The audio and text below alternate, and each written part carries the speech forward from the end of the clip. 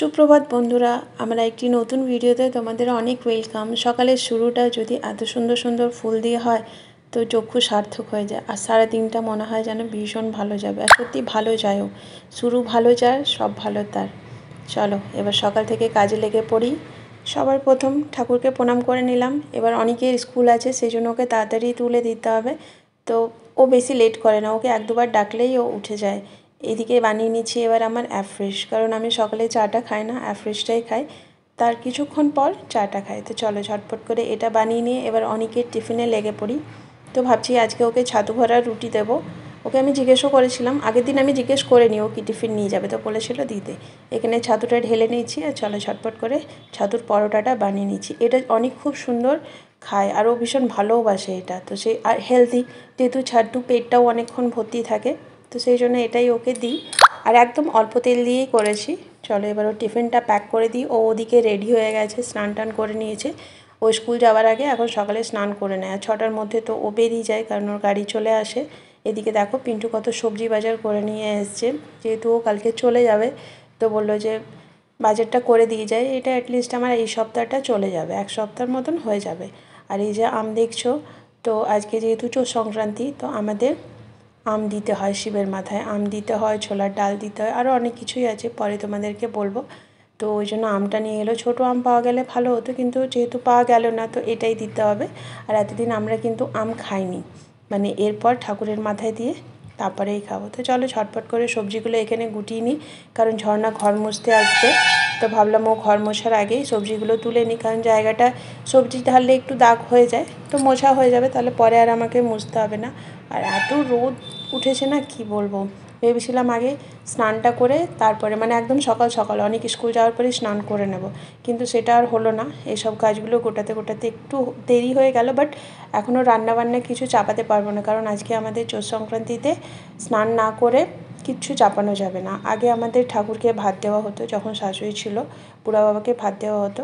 তো এখন আর সেটা দেওয়া হয় না, শাশুড়ি থাকতে থাকতেই ওটা তুলে দিয়েছে, কিন্তু রান্নাটা করা হয়। আগে যেগুলো ভোগে রান্না করা হতো, তো সেটা এখনও পর্যন্ত আমরা করি।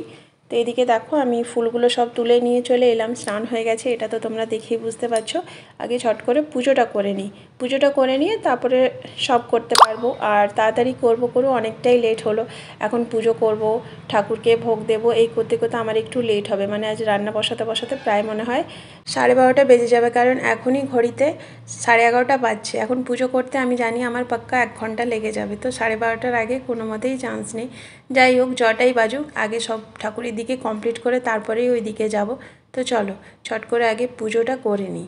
তোমাদেরকে যেটা বলছিলাম, যে আজকে শিবের মাথায় কাঁচা আম, তারপরে ভাঙা ছোলা, যেটা ছোলার ডাল হয়, তারপরে জয়ের ছাতু, ঘি, এগুলো আজকে আমাদেরকে চাপাতে হবে। এতদিন আমরা কিন্তু আম খাইনি, এরপরের থেকে আমরা আম খেতে পাবো। আর আজকে আমাদের আম ডাল, আমের চাটনি, আরও কিছু কিছু রান্না আছে, যেগুলো আজ আমাদের করতেই হয়।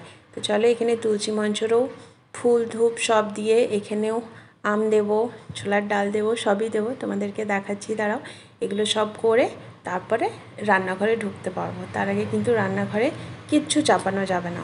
তো এগুলো করে নিলাম। এবার চলো ঝটপট ঝটপট করে রান্নাটা করে নিই। আর সত্যি অলরেডি ঘড়িতে 12:30 বেজে গেছে। আমি পিন্টুকে জিজ্ঞেস করছিলাম যে কটা বাজছে, ও বলছে 12:30 বেজে গেল। কী আর করা যাবে বলো, পুজো না কমপ্লিট করে তো কিছু করতে পারবো না। সেই জন্য এদিকটাই আগে করে নিলাম। এবার চলো নিচে যাই। এই দেখো তোমাদের সাথে একটু শেয়ার করে দিলাম, দেখতেই পাচ্ছ।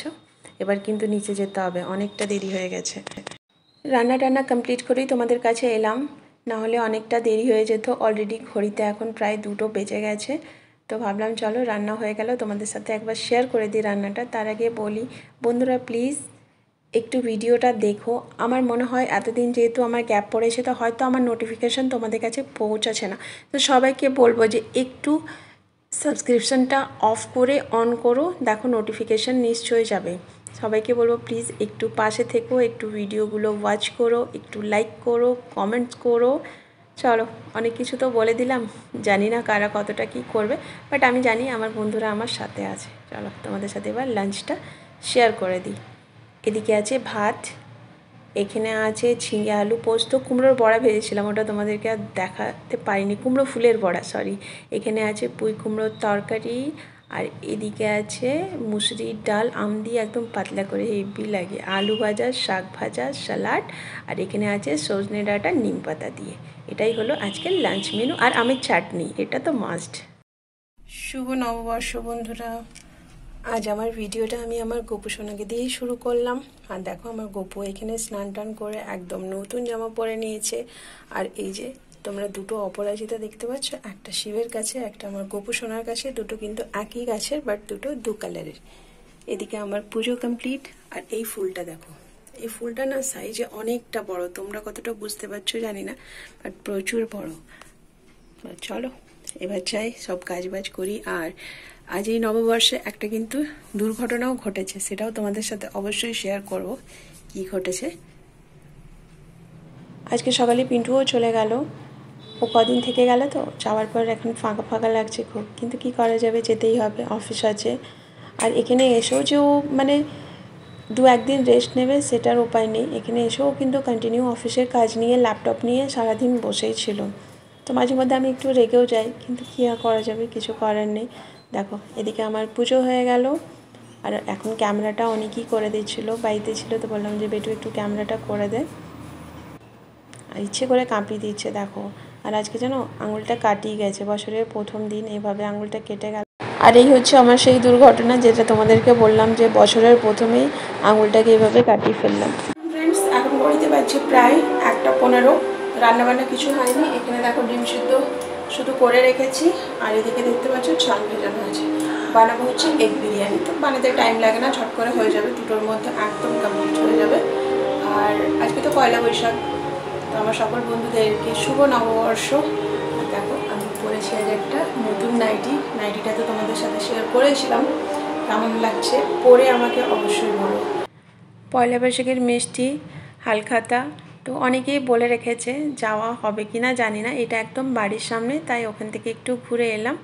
আর আমার বাড়ির অবস্থা দেখবে, দেখো এখানে জামা কাপড় পরে, এখানে পরে গোটা বিছানায়, এখন এগুলো গোছাবো। বিরিয়ানির ফাইনাল লুক শেয়ার করে দিলাম, খেতে তো টেস্ট হয়েছিল, দেখে বলো কেমন লাগছে। এবার চলে এসেছি বিকেলবেলা আমরা সব যারা মিলে ফুচকা খেতে।